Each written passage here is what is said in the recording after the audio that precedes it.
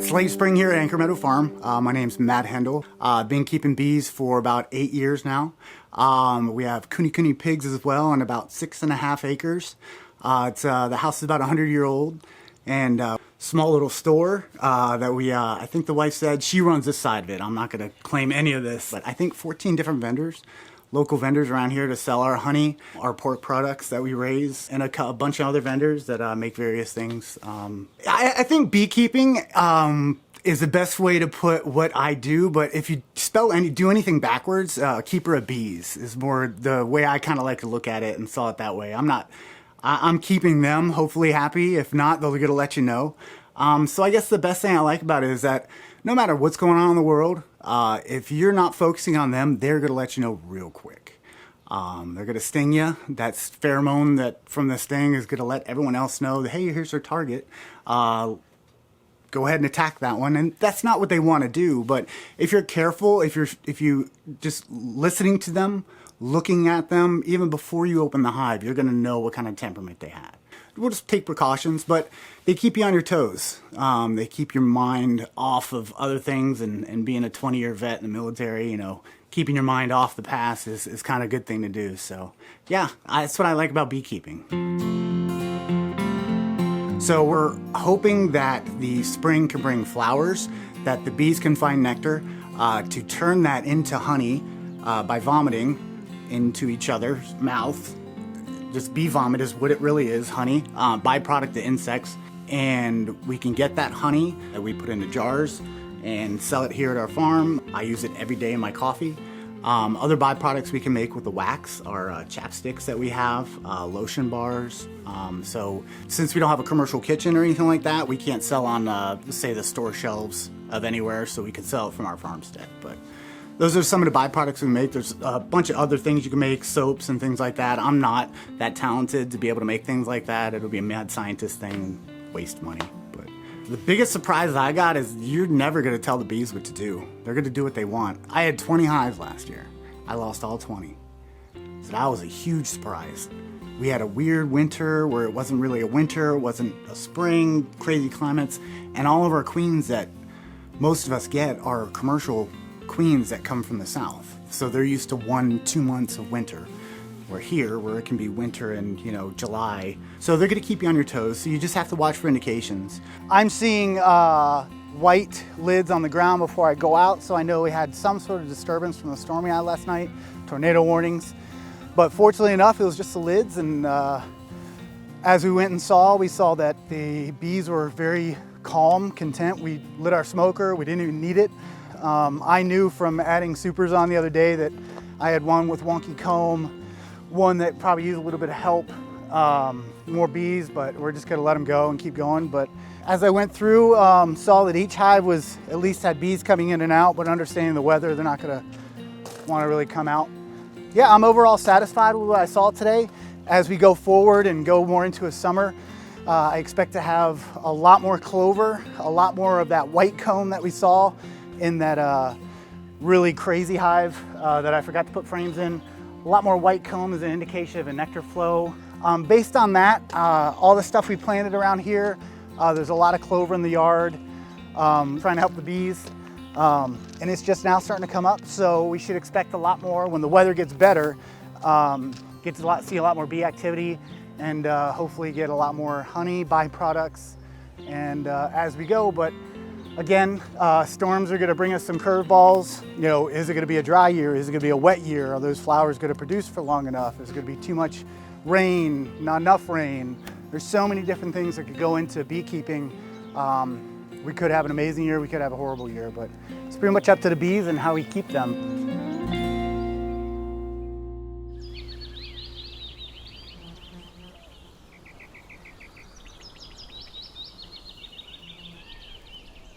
So I'm trying to light a smoker just in case the bees might get a little angry.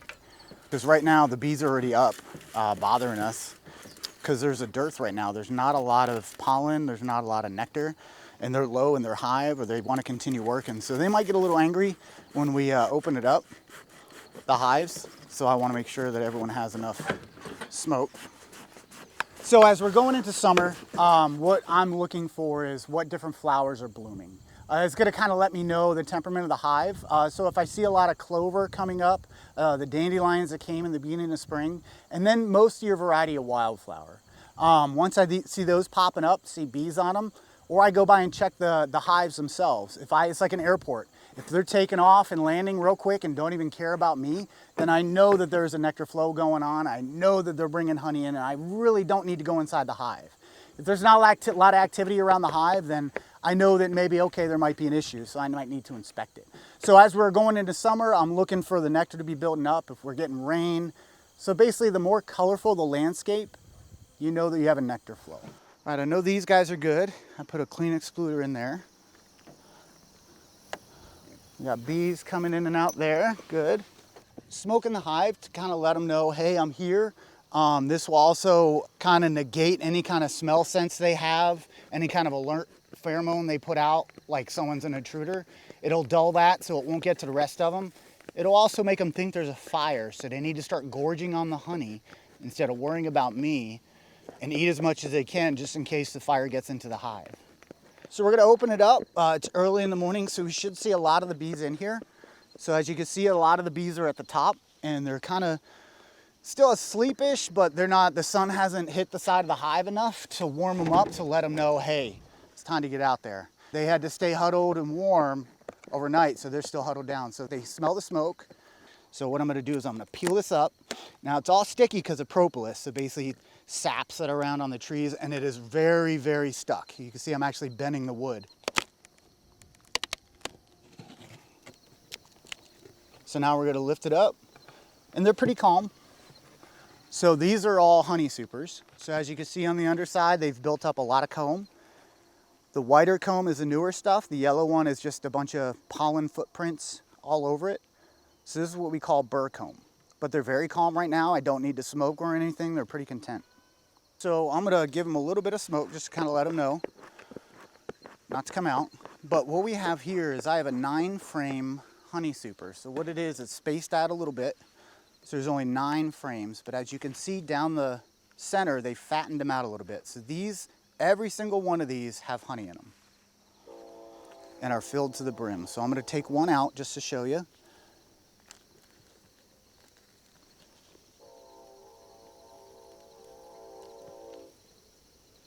So that is all honey. And you can tell the difference between the bees. The fuzzier ones are the newer ones, so they're the younger ones. As they get older, they'll actually work all that fuzz off, beat their wings to death. And they'll also build the honey from the center out.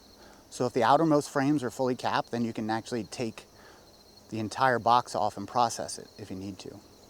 Now, I don't know what's underneath here. I always want to have at least 2 deeps full of honey, but I know this one's done, and I have some empty supers that I can put on top or underneath this if I need to help them build up. Now you can look down inside the hive. I'll pull out another frame. So this one is just a little bit on the top that wasn't capped. But where they're actually congregating is the uncapped ones, and they're eating it because we smoked it and we said they wanted to eat. So that's what they're doing right now. But if you look down in the hive is the queen excluder, the metal thing. Now the queen is actually too thick to actually go through those metal bars. So that stops her from laying any eggs up here. So that way we know it's all honey up here and we're not going to process any larvae or anything. So this hive is doing really well. I actually need to add a honey super because these are totally filled. So we'll get these back in. Hopefully we don't squish a bee. And now we're going to keep them calm, give them a little bit of smoke.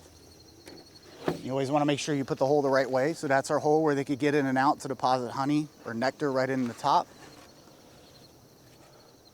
Put it on loosely, kind of rock it back and forth. You can feel if you have a bee or something caught in the edge, because again, you're still at the hive, uncovered. They can still, hundreds of thousands come out and just bolt right for you. So there we go. So this hive here was a slow starter, but there are a lot of bees. I can tell here there aren't as many frames that are full with honey as the other one. They're a lot lighter. And it looks clearer. That's what's considered wet comb. There's not an air pocket in between the layer of wax on top and the honey underneath. So this super is about 50% capped. So we would not put a super on this one to add more honey, but I will go ahead and look underneath. So this is the upper deep, since I use 2 deeps, so these are the larger ones, the tallest frames that you could get in a standard hive. This is where I could roll the queen, so if I lift this frame out really quick, I can hurt a lot of bees, roll the queen. So what you usually want to do is separate your frames and take one frame out so I can make room, like an accordion. But this should be full of honey, and it is. Now you can see how it's darker in the center. That's because brood has been laid there before, and there's actually like more like a shell of the previous larvae in there. I'll set this one down, and I just crushed one. So because I crushed one, it's releasing a pheromone, so I just want to make sure that none of these guys can smell it. So what I'll do is I'll just push this one over. I'm going to try to go to the more center ones, because that's where anywhere, if it's going to be warmer, where the queen would be laying. This one. So now you see the difference in the cells. Those are all worker bee brood.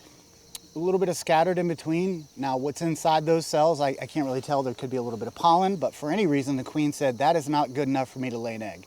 Right now the queen is not over here, because you would see her by herself acting erratic. Way different than any of these other bees. You got some drones as well, like right here. This big guy right there. You can see because he has a rounded back end, big eyes. He has no stinger, and he doesn't do anything for the hive. He doesn't clean, he doesn't cook. He just eats and mates. So we have the larva right in here. So this is a cap brood. This is the larva right before it gets capped. See how large and bulbous this basically almost looks like a worm. And as you look further outward, you can see these tiny little beads in there, little pieces of rice. So those are probably more like day 4, 5, 6 after giving birth. And then the white stuff that's in there is actually called royal jelly, or part of their food, bee food. So they could grow up big and strong. And as you can see, some of them aren't capped yet. The spiral is getting smaller and smaller, smaller and smaller, and finally capped. So there's a very good look at all the different stages. Up here you can see the different pollen. These actually mix nectar in with the pollen, and it creates like a bee bread. And that's what they actually feed the larva. And up here is where the honey is. So it should go honey, pollen, bee bread, and as we get further, newer bees. As you get more to the center, older bees. So what happens as we get towards the cooler seasons, towards the later fall or winter, the actual bees will sense that and know that there's a lull in food, so they're preparing for winter. The males, like we said before, don't do anything except for mate. So what the actual bees will do is start kicking them out. If the males don't leave on their own and get back into the hive, they'll actually rip their wings off and carry them outside the hive. So there are no males usually in the wintertime. It's only females. So as we're into summer, we want to get as much honey on our hives as we can. So you got to find the opportune time. When it's 80% full, you could just add another box. So what we have here is our super honey. It's that we had spun out already. And we're going to put it right on top. So this hive should do very well from it. Excuse me. Button it up. Overall, the bees look very happy. As we go further into the season, we're going to look at getting those honey supers off so we can actually spin the honey out, get some little reward for the work we're putting up with, getting the stings all year. When everything starts turning brown, football's on, that's the time where you're going to start seeing a dearth and getting ready to harvest your honey.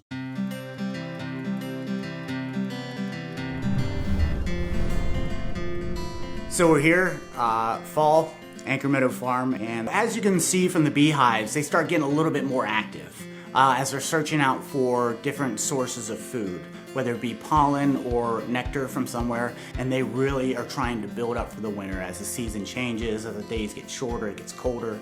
So therefore, I kind of understand if there's honey on there, if I want to extract it, I need to take it off because they're going to start using that. So what I actually did is I don't like to feed in the fall. I usually let them keep the goldenrod honey through previous years, but I had a bunch of deep supers, which are a lot bigger.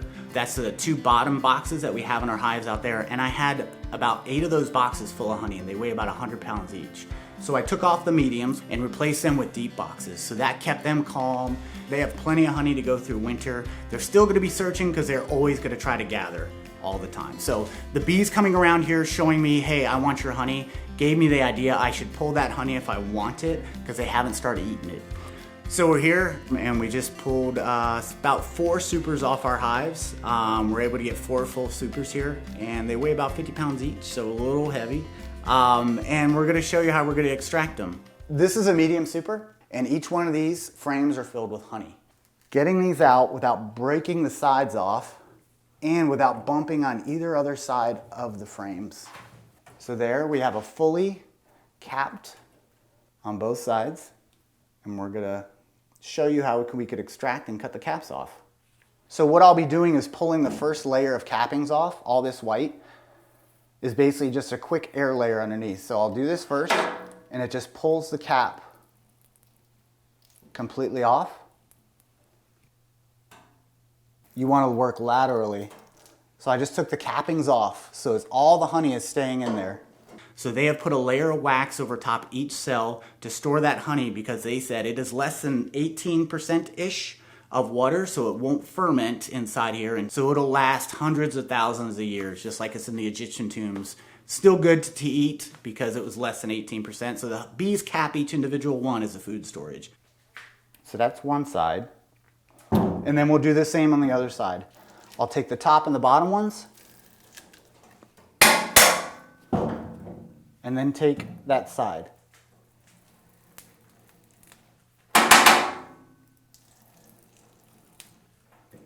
And then I'll clear off the little extra bits of wax that I have on there. And if there's ever any little cap parts left, and then we'll put it right into our extractor. And there's our first one. So as we saw from that last one, we had some nice, almost clear honey, very yellow. And on the frame right next to it, as you can see, this one has a lot more gold color to it. The honey should be anywhere from a really clear, almost pale yellow, to maybe even a dark color, because we let it sit the entire time.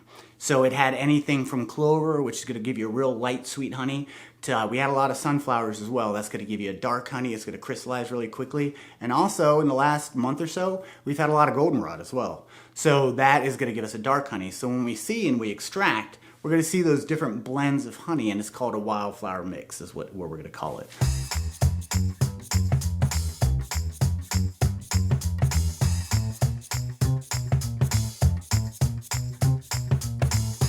Last one going in. So I'm going to turn it on. And what it's doing is spinning it out to the sidewalls. And it's kind of gotten up to speed, and you can see how it starts slinging out to the side. So all that honey is being slung to the outside of the cylinder and then slowly dropping to the bottom.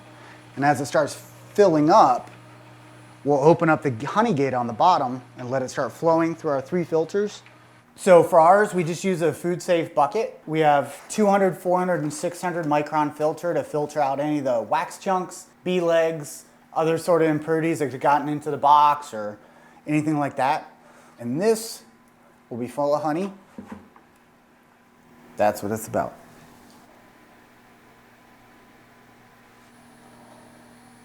We're gonna see if anything's actually filtering through right now. There's our first filter going through. So we have 2 more filters after this to go through. So I'm going to lift up all the filters and see if we're getting anything into our bucket yet. There we go. Going into our food safe bucket. So now that we've completed extraction day, the things I'm gonna have to look forward to is getting these empty supers, or what we call wet supers, back on the hives. It'll give the bees a little bit more of their honey back so they can store it for the winter. So as we got all our cappings off of our frames, what we did is we saved it. This is another type of filtration system to get your cappings away from your honey. To save any wax, because we'll later use that for our lotion bars or our chapsticks, because it's getting to winter. Your fingers are starting to crack up, and we can use our wax for our chapsticks and our lotion bars. Now that we're all done here, we can kind of close down the room, clean everything up. I can leave full supers in here over the winter because I'm set up in here to run a heater if I want to extract more. But normally we would extract everything, close this room up, store our buckets of honey in here, and I can temperature control this room as necessary. And then we're going to be more focused on the winterization. So now that we're in winter, we've had an amazing winter, to say the least. Very cold temperatures, lots of wind, and I'm going to show you today how we winterize our hives to make them get through the winter. As you see in our third part of our series, we actually added supers on, so to give them enough honey and food to make it through the winter. I've been out here periodically, and all the hives were still alive. So there's one more hive that I still need to put some insulation around to kind of get it through the harder parts of the winter in the beginning part of the year. But it's about -10 wind chill out right now, so that's why we're in the truck, staying warm. All right, so I got one of the hive wraps left that I had to find. And all this is a bee cozy. It's a 10-frame Langstroth double 2-story, so it'll cover 2 of the boxes that we have on this one. And it's just plastic filled insulation. If you look at some of these hives that we have over here, you can see there's actually ice inside, and it's actually insulated it so well. What I'm gonna do is try to be as quiet as I can, because I don't want to startle the bees. Really cold, and they'll almost die instantly if they came out. So I just take the lid off, and this bee koozie, like we said before, gonna take it up and over.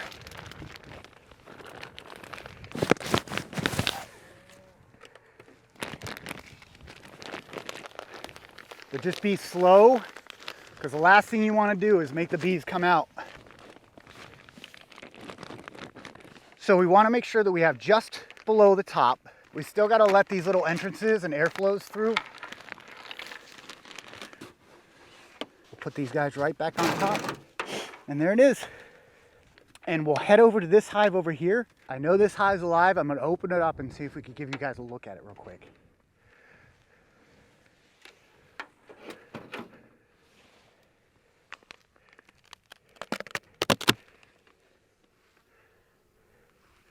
There's our girls, and they are eating near the top, and they got plenty more storage below them.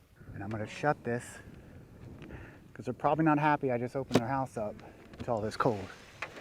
And if you can hear that, squeezed one a little bit. So before they get angry, I'm going to shut this, and we are done. So if I wanted to start and get more hives this year, or if I already knew that I lost some, December, January is when you need to get on the board and look for bees, locally if you can. So right about now, you should be preparing for any type of packages you might need to buy, or any type of other supplies. So if you want to increase your hives, you need to buy your woodenware now, because in April or May, they're going to be all sold out. So get on board now to buy your new equipment if you want to increase, or to start with beekeeping itself. Overall, it was amazing. I'm glad I did downsize. I'm glad I'm able to share these experiences, what I've learned as well through this. Hopefully a lot more people can learn from my mistakes and learn possibly from the good things that we did to help keep their bees alive through the winter. For beekeeping, I originally got into it for the honey, but I really didn't understand how much the bees are therapy. So if you're out there, you're having a bad day, something's going on in the world you don't really like, if you are thinking about that too much while you're working with the bees, you're gonna squish one, and they're gonna let you know real quick that, hey, you need to be thinking about us. And you will quickly forget about all those other things that are bothering you, and you will only focus on those bees. But of course, honey is always the best.